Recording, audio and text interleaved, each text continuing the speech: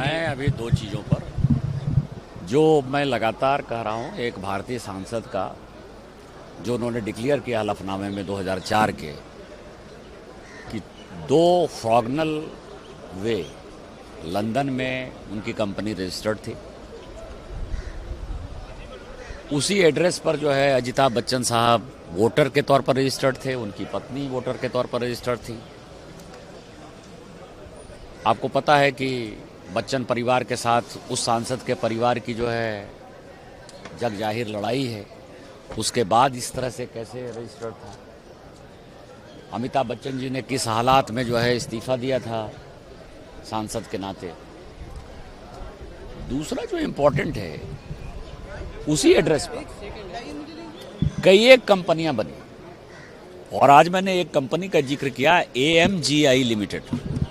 उसी to फ्रॉगनल way London में AMGI limited जो है कंपनी बनी। वो कंपनी किसकी बेनामी है? 2009 में जब यूपीए की सरकार बनी तो वो कंपनी बनी, और जो प्रधानमंत्री जी ने डीमोनेटाइजेशन किया, नोटबंदी, उसके बाद वो कंपनी नवंबर 2016 में डीमोनेटाइजेशन हुआ, 2017 में वो कंपनी बंद हो गई। और आपको पता है कि सांसद की पार्टी, पूरा परिवार डीमोनेटाइजेशन को एक बड़ा इशू बना रहा था। तो मेरा सवाल ये है कि वो बेनामी कंपनी किसकी है? प्रधानमंत्री जी ने डीमोनेटाइजेशन जो किया उसमें से आपको नुकसान जो हुआ, आपने देश को गुमराह क्यों किया? आप ब्लैक वाइट, वाइट ब्लैक कर रहे थे, तो आप करते रहते, आप जनता को बताइए।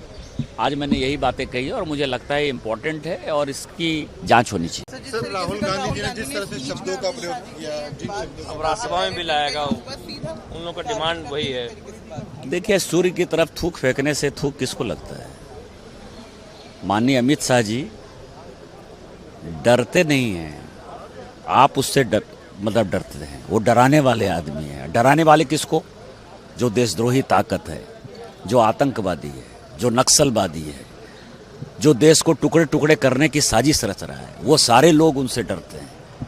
तो आप डर रहे होगे।